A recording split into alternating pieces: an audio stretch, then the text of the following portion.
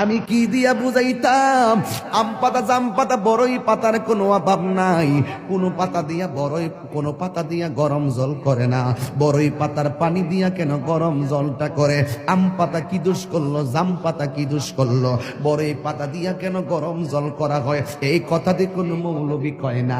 লাল কাপড়, নীল কাপড়, হলুদ কাপড়, কত কাপড় দেখলাম। কবরের কাপড়টা কেন ভাইজান সাদা? এই সাদা দিয়া কেন দাফন করা হয়? এই কথা দিয়ে পৃথিবীর কোন মৌলবি কয় না রে। এ আমার যুবক,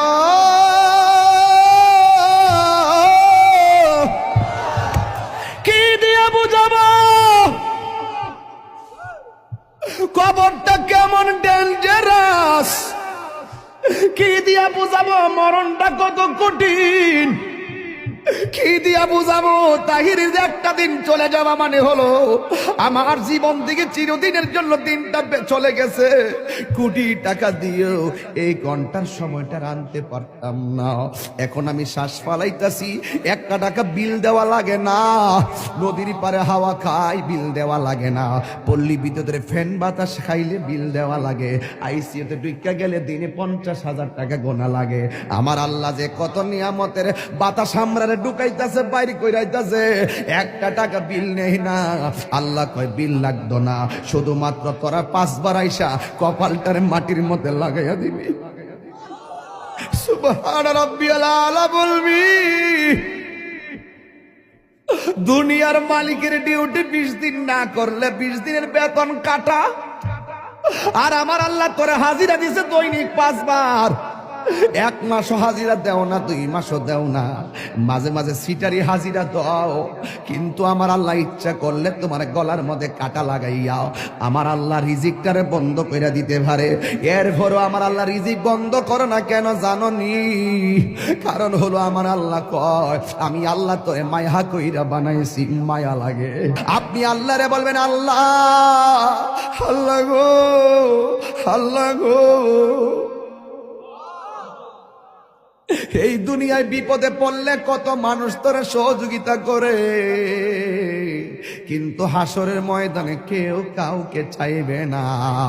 আমার আল্লাহ জবানটারে বন্ধ কইরা আল্লাহ বই হাতের সাক্ষী হাত দিবে, পায়ের সাক্ষী পা দিবে। কিছু কিছু মানুষ আমল নামা নেওয়ার জন্য পাগল হয়ে যাবে। আল্লাহ এই আযাব আর সহ্য হয় না, তাড়াতাড়ি ওই তো জান্নাত দাও নাইলে জাহান্নাম দাও, তাড়াতাড়ি আমরা আমল নামা দাও। আল্লাহ বলে ও ফেরেশতা, এ যখন তাড়াতাড়ি করে তার হাতটারে পেটের ভিতরে ঢুকাই দে। এবার বাম হাতটার পেটের ভিতরে ঢুকাইয়া এই হাতটারে পিছন দিক দিয়ে বাইর করবে। ওই বান্দা বলবে আল্লাহ তোমার কাছে আমল নামা চাইছি, তুমি কেন হাতটার পেটের ভিতরে এত কষ্ট করে ঢুকাইয়া দিলা? আমার তো নারী বুড়ি সিরা গেছে, এই হাতটারে পিছন দিক দিয়ে বাইর করলা।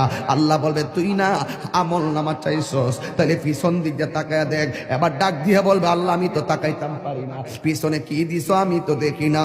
আল্লাহ বলবে ও ফেরেশতারা, ও কি আমল নামা দেখতে চায়, গাটটারে ভাঙ্গা দে।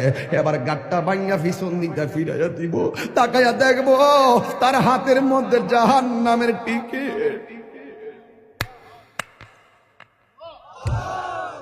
হায় রে, অনেক মানুষ আল্লাহর কাছে হাসরের মাঠে পানি চাইব। আল্লাহ রে কইব আল্লাহ পানি পান করমু, পানি।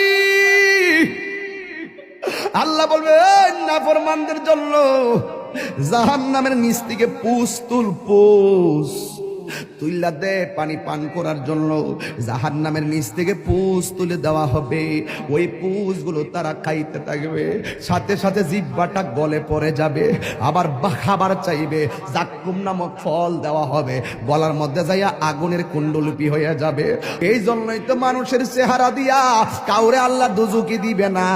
এই জায়গার মধ্যে পশু পাখির চেহারা লাগাইয়া দোজখে দিবে, কারণ এই চেহারাটা হলো আল্লাহর কুদরতি রহস্য। কথা বলেন ঠিক কিনা? মানুষ হলো আল্লাহর রহস্য। ও যুবক, এই মানুষই আল্লাহ দুনিয়ার দিকে নিব। কত বাহানা কইয়া নেয়, ইমানদারের রুহুটা যেই মাত্র নিয়ে যাবে, আল্লাহ একটা ফেরেশতারে ডাক দিয়ে বলবে, ফেরেশতা জান্নাত থেকে একটা সাদা কাপড় ল। একটা সাদা কাপড় লইব, সাদা কাপড় লইয়া বলবে ইমানদারের কাছে যাও। রুহুটা আজরাইলে বের করার সাথে সাথে ওই রুহুটারে তুমি কাফন দিয়ে বাইন্ডিং কইরা ফেলাইবা। ও যুবক, এমন ভাবে রুহুটারে বাইন্ডিং করব, এমন ভাবে বাইন্ডিং কইরা আসমান দিকে উড়াইয়া লইয়া যাইব, দেখতে তো বড় ভয় লাগে। এমন ভাবে বুঝি তাহিরিরে বাইন্ডিং করব, এমন ভাবে বুঝি আপনারে বাইন্ডিং করব, দেখলই তো কেমন জানে লাগে, দেখলেই তো কেমন জানে লাগে। এইভাবে বুঝি আমার বাইন্ডিং করব। আল্লাহ বলে, আজরাইল, হো আজরাইল, রুহুটা লো। আবার কো জান্নাতের ফেরেশতা, আমার ইমানদারের রুহুটারে জান্নাতের সাদা কাপড় দিয়া বাইন্ডিং কইরা ফেলাইবি। এবার ফেরেশতা এসে বাইন্ডিং করে কইরা আসমানের দিকে একটা উড়াল মারে।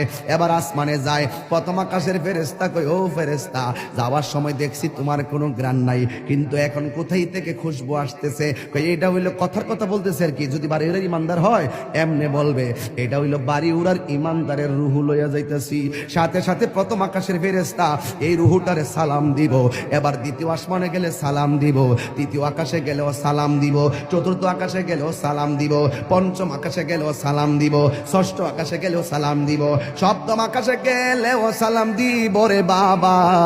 এবার যাওয়ার পরে আমার আল্লাহ ডাক দিয়া কয়, ও ফেরেশতা, আর সামনে নিস না, আমি আল্লাহ ইমানদারের জন্য একটা বাড়ি বানাইছি। আর সামনে নিস না গো, আমি আল্লাহ একটা বাড়ি বানাইছি। ওই বাড়িটার নাম কি? বাড়ির নাম হলো, কোরআনের ভাষায় হলো ইল্লিন। এই রুহুটারে ইল্লিনে রাইখা দে।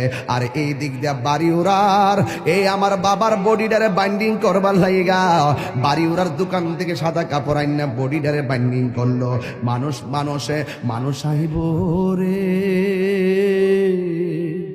এক নজর দকিতে মানুষ আইব রে। বিষয়টা দিছেন খুব কঠিন। মানুষ আইব রে, এক নজর দেখিতে মানুষ আইব রে। দেহ কাচার অচিন পাখি, দেহ কাচার ও চিন পাখি, উইরা যেদিন যাইব রে, এক নজর দেখিতে মানুষ আইব রে।